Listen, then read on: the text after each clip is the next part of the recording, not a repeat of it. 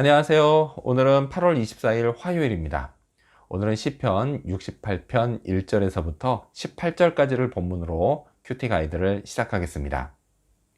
먼저 오늘 이 본문을 통해 제가 묵상한 하나님은 친밀하신 분입니다. 5절 말씀을 읽겠습니다. 그의 거룩한 처소에 계신 하나님은 고아의 아버지시며 과부의 재판장이시라. 아멘. 하나님은 거룩하십니다. 거룩은 죄가 하나도 없는 것을 의미합니다. 자, 그런데요, 사실 저는 거룩이 어떤 것인지 완전히 이해하지 못합니다. 태어날 때부터 죄인으로 태어나서요, 이제껏 단 한 번도 죄가 없는 상태를 경험해 본 적이 없기 때문입니다. 그나마 가장 비슷하게 경험한 것은요, 고귀함 정도입니다. 자, 고귀한 것은요, 뜻하지 말라고 접근하지 못하게 할 때가 많습니다. 대표적인 예가 문화재죠.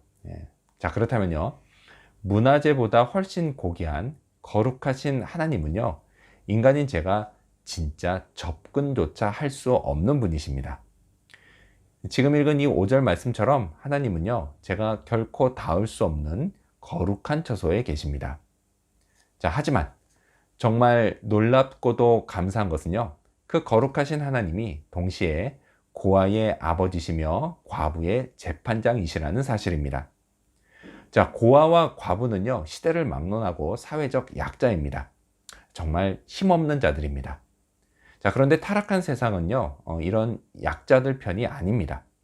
돈과 권력을 가진 강자들 편입니다. 그 빈익빈 부익부 사회, 이런 사회에서는요, 약자들이 기댈 곳이 점점 더 없어집니다. 자, 그런데 하나님은요, 이들이 기댈 곳이 되십니다. 고아를 돌보시는 아버지시고 과부들의 억울함을 풀어주시는 재판장이십니다. 자, 이렇게 고아와 과부조차도 쉽게 다가갈 수 있는 그런 분이십니다. 하나님은요, 제게도 마찬가지이십니다.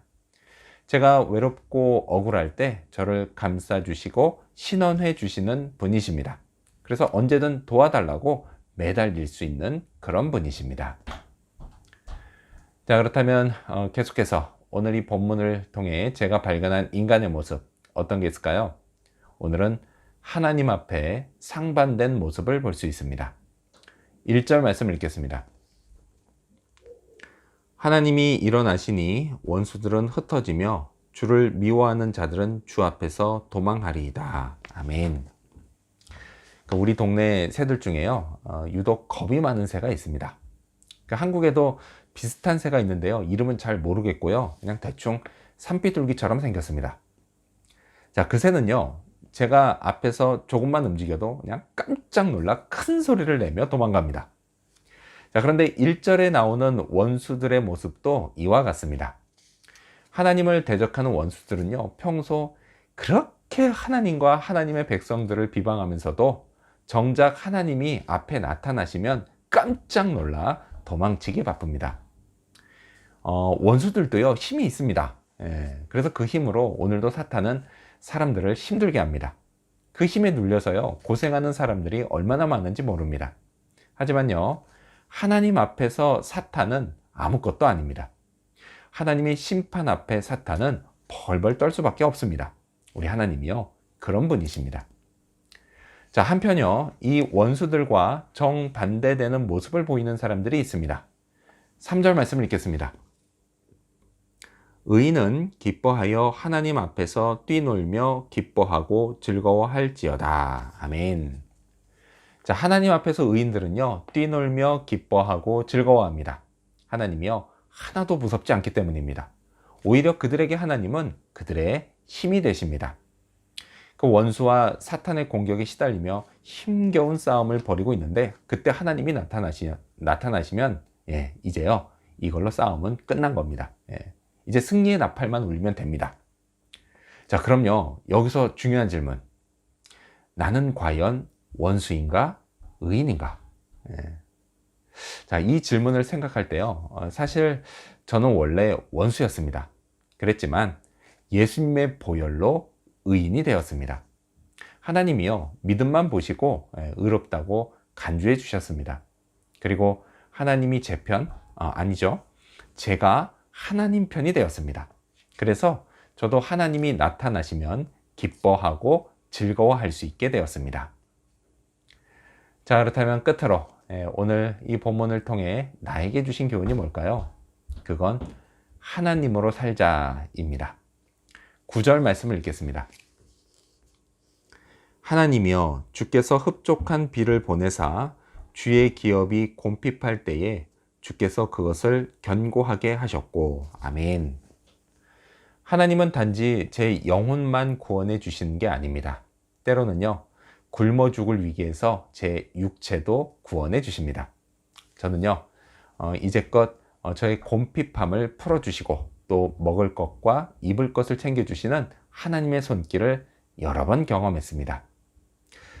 이 구절 말씀처럼요, 때로는 앞날이 막막했던 순간도 있었지만 시간이 지나서 돌이켜보면 오히려 더 견고해진 것을 발견하기도 합니다. 자, 그런데 한편 재미있는 건요, 하나님이 제게 물질을 얼마든지 넘치게 주실 수 있으시면서도 항상 제게 딱 알맞은 만큼만 주신다라는 사실입니다. 그럴 땐요, 저도 모르게 좀 더 주셔도 되는데 이런 생각을 하게 됩니다. 하지만요, 이내 생각을 고쳐 먹습니다. 욕심은 화를 부른다는 사실을 알기 때문입니다. 또요, 저보다 저를 더 잘하시는 하나님이 딱 이만큼만 주실 때에는 그게 다 저를 위한 것이라는 사실도 알기 때문입니다. 하나님은요, 제가 하나님으로 살기를 원하십니다. 제게 가진 것이 없어도요, 하나님만 있으면 그건 모든 것을 가진 것입니다. 하지만 반대로 다 가졌어도 하나님이 없으면 그건 아무것도 없는 것입니다. 하나님으로 살면요, 하나님이 채워주십니다. 오늘도 이 진리를 기억하며 하나님께 제 삶을 의탁하는 그런 하루가 되기를 소망합니다. 기도하겠습니다. 친밀하신 하나님, 거룩하여 도저히 닿을 수 없는 분이시지만 연약한 저를 사랑하셔서 친밀하게 돌봐주시고 또 챙겨주시니 감사합니다. 하나님 앞에 흩어지는 또 도망치는 그런 원수들이 아니라 제가 기뻐하며 뛰놀며 즐거워하는 의인이 되게 해주신 것 감사합니다. 하나님, 이렇게 먹고 입는 것 모든 것을 하나님께 의탁하오니 하나님께서 챙겨주시고 또 돌봐주시고 그래서 제가 하나님으로 살아가게 하여 주시옵소서. 오늘 하루가 그런 하루 되기를 간절히 바라오며 예수님의 이름으로 기도합니다. 아멘.